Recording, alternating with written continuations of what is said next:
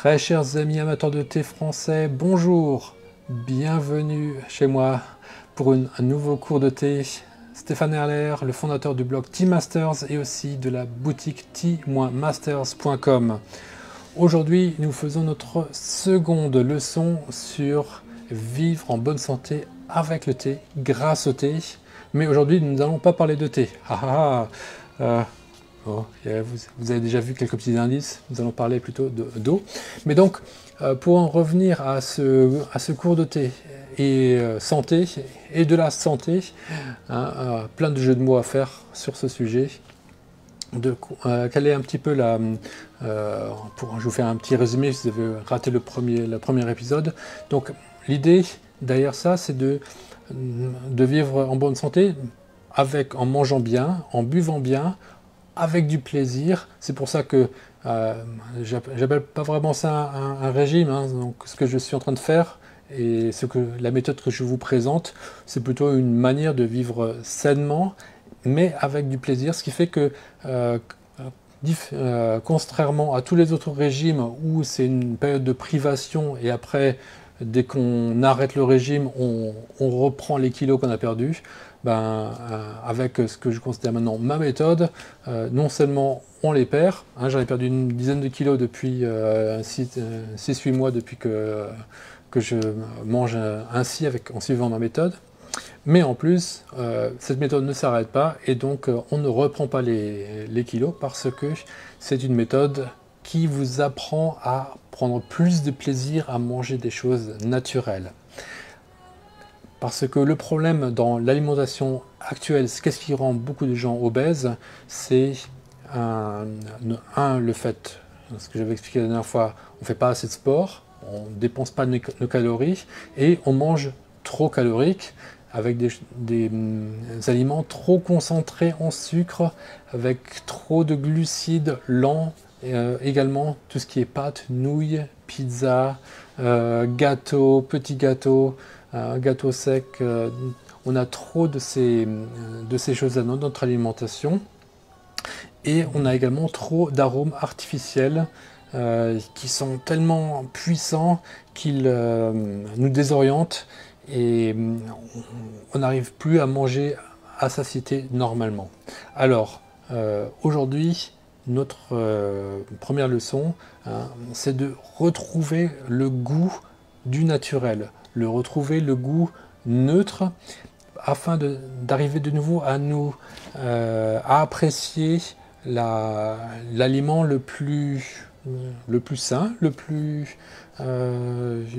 neutre au goût, le plus doux, celui qui va nous faire la base de toute chose, la base de pratiquement toute la vie.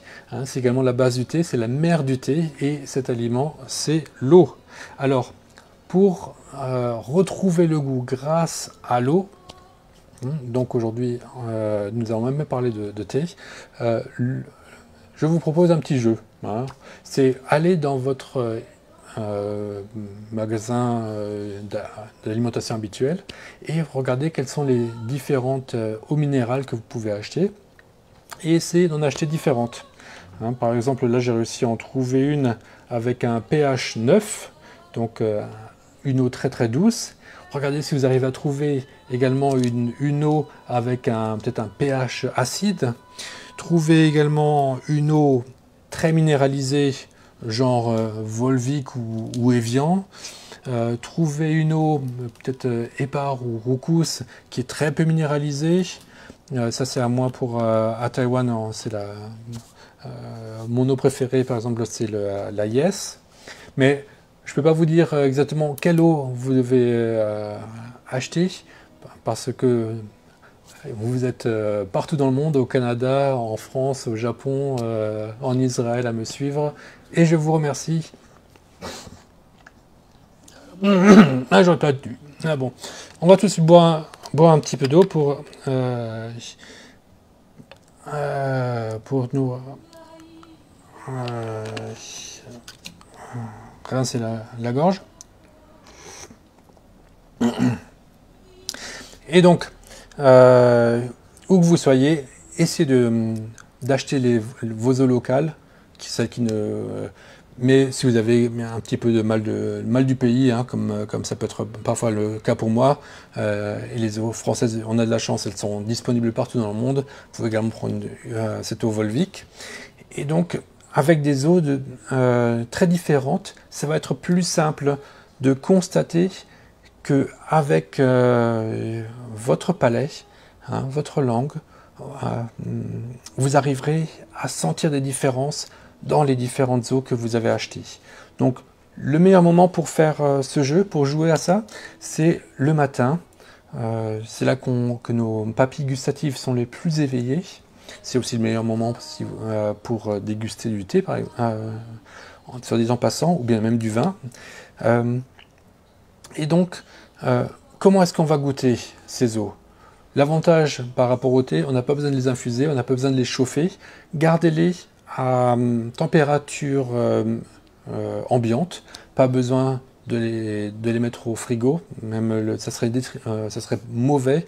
C'est plus simple de goûter un aliment à température ambiante que quand il est trop frais. Là, ces arômes sont quand même plus un petit peu réduits et il y a le froid fait que le corps a un effort supplémentaire à faire pour le digérer. Donc, température ambiante, c'est même ce qu'il y a de mieux. Et comment est-ce qu'on va les boire? Alors, on les boit avec une petite coupe d'eau, une petite coupe à thé, excusez-moi. Et donc, en prenant, là j'ai même rempli, même pas à moitié, en faisant des toutes petites portions. Parce que l'objet vraiment, ce n'est pas de boire parce qu'on a soif, mais de boire pour déguster. Vraiment comme si c'était du thé. Hein. On veut vraiment arriver à déguster qu'est-ce qui fait le caractère de telle ou telle eau. Hein. Est-ce qu'on arrive à sentir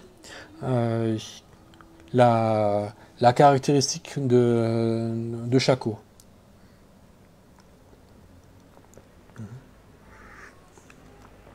Donc là, l'idée, c'est de prendre une ou deux petites gorgées de chacune. On passe assez rapidement les premières fois d'une à l'autre.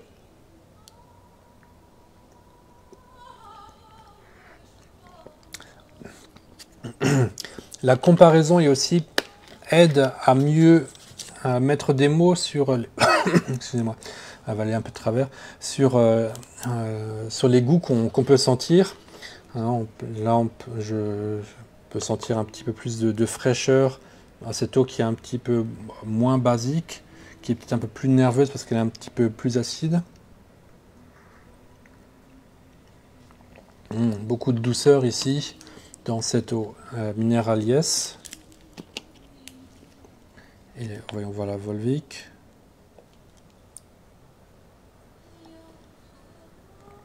Tout de suite je sens qu'il y a beaucoup plus de matière dans cette eau, qu'il y a vraiment beaucoup de minéraux. Lesquels exactement, ça, il faudra regarder sur l'étiquette. Mais déjà, rien que de remarquer qu'il y a des différences perceptibles, rien qu'avec vos papilles gustatives, c'est déjà un bon signe que malgré l'alimentation que vous avez eue jusqu'à présent, vos papilles sont quand même encore assez sensibles pour faire la différence entre des eaux différentes. Alors, bien sûr, ça aide si vous les avez choisies très différentes les unes par rapport aux autres. Parfois, il y a certaines eaux qui sont un peu plus proches les unes des autres. Là, ça va demander un peu plus d'attention, un peu plus de sensibilité pour faire la différence. Mais chaque chose en son temps. Ça, c'est déjà un bon premier pas de faire cet exercice assez régulièrement au meilleur moment de la journée, c'est-à-dire le matin, avec une petite coupe. Hein, donc, pas besoin de la rincer, il suffit de bien la vider, puisque c'est de l'eau, simplement, et de prendre vraiment des petites gorgées, parce que c'est également le principe de la dégustation du thé. Hein, une coupe, ça ne se boit pas en un coup. Hein, quand on fait pin pour déguster en chinois, ça s'écrit avec 3 carrés, et chaque carré représente en fait une bouche, c'est-à-dire pour déguster, en fait, c'est quand on boit une coupe en trois fois, hein, en 3 gorgées. Donc pareil pour le thé, pareil pour cette eau, en fait, vous allez la boire en plusieurs petites gorgées, et cela va vous permettre vraiment de vous poser, hein, parce qu'il faut être bien sûr calme pour être attentif aux ces toutes petites différences entre les eaux. Et puis, donc, vous devenez de plus en plus sensible, si vous faites cet exercice souvent, à des toutes petites différences, à des petits détails. Et vous remarquerez que certaines eaux sont plus pures que d'autres, hein. L'idéal, c'est aussi bien sûr de prendre comme eau celle que vous utilisez pour faire votre thé. Vous remarquerez peut-être à cette occasion qu'elle n'est pas aussi bonne que celle qui est votre préférée parmi celles que vous avez achetées. Malheureusement, c'est pas toujours possible de ne prendre que de l'eau minérale pour infuser son thé, parce que ça fait beaucoup d'eau à transporter. Mais peut-être que ça va vous donner l'idée d'ajouter peut-être un filtre dans votre cuisine pour filtrer votre eau du robinet pour améliorer sa qualité. Ou bien vous pouvez prendre également des charbons de bambou. Ça, c'est notamment pour des eaux qui sont un petit peu trop fades et qui ont besoin un petit peu d'énergie. Le charbon de bambou peut aider à cela. Mais donc, en faisant cet exercice régulièrement, vous aidez vos papilles à vous habituer de nouveau à des saveurs les plus légères possibles. Et ça va vous aider pour bien manger, parce que vous arrivez à baisser le volume. Vous n'avez plus besoin tellement de saveurs qui sont trop puissantes pour vous donner satisfaction.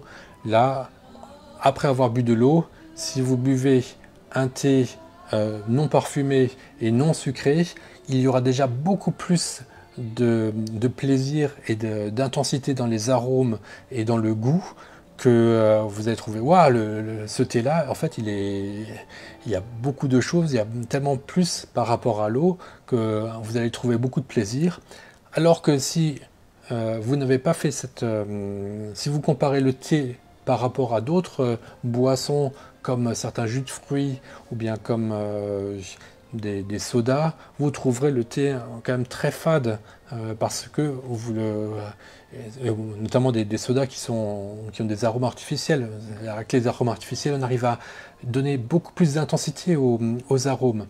Mais c'est artificiel, ce n'est pas naturel, donc ça vous détraque le goût, et ça vous pousse parfois à manger trop et à manger des cochonneries, on va dire ça directement. Alors que en commençant par l'eau, en vous habituant à l'eau, vous allez trouver beaucoup de plaisir avec des choses complètement naturelles comme le thé, et pareil, vous allez aussi commencer à prendre du plaisir avec des aliments très nature, sans arômes ajoutés, et c'est ce niveau d'intensité qui va être un petit peu notre limite, et vous habituerez ainsi progressivement à votre goût à ne pas vouloir dépasser le niveau naturel de goût des aliments, et ne pas passer dans les arômes artificiels ou dans la concentration qui n'est pas vraiment naturelle de sucre qu'on peut trouver dans beaucoup d'aliments industriels. Et donc,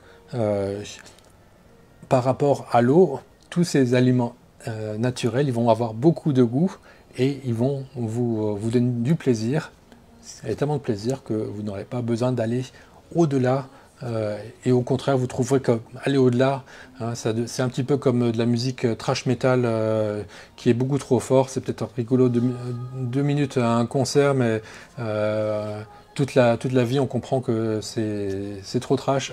vaut mieux pas écouter ça tout le temps. La musique naturelle, enfin, donc les aliments naturels sont un niveau sonore, un niveau gustatif tout à fait suffisant pour trouver du plaisir, comme un joli violon qui fait un petit solo. Donc aujourd'hui, pour ce cours, nous avons vu l'importance de baisser d'intensité pour retrouver le goût des choses naturelles avec nos papilles. Et l'eau est notre arme, est notre outil aujourd'hui. Et on peut rendre cela très très ludique en faisant cet exercice quotidien de goûter différentes eaux. Au départ, juste pour voir qu'il y a des différences, et puis au fur et à mesure, vous pourrez de mieux en mieux reconnaître quelle est telle ou telle eau, et lui donner essayer de la décrire de mieux en mieux. Et comme ça, peut-être que même un jour, vous arriverez à faire ce test où on vous met un test à l'aveugle, 4 ou 5 eaux en face de vous, on ne vous dit pas lesquelles c'est, et vous essayez de les reconnaître. Et comme ce sont des eaux que vous avez pratiquées pendant un certain temps, ça sera peut-être plus simple pour vous de les reconnaître. Et si vous arrivez à réussir ce test et en reconnaître 3 sur 5, en fait, là vous êtes presque déjà prêt pour devenir tea sommelier, parce que ça c'est un des tests qui est au programme du cours de tea sommelier de T. Parker, et à propos duquel il a écrit ce livre. Voilà, donc aujourd'hui nous ne parlons que d'eau, mais l'eau c'est la mère du thé. C'est vraiment également l'ingrédient à 99% de tous les thés. Donc cet exercice va également vous aider à trouver la meilleure eau pour vos thés. Et donc on fait d'une pierre deux coups. On améliore notre connaissance de l'eau, et donc on améliore également notre thé.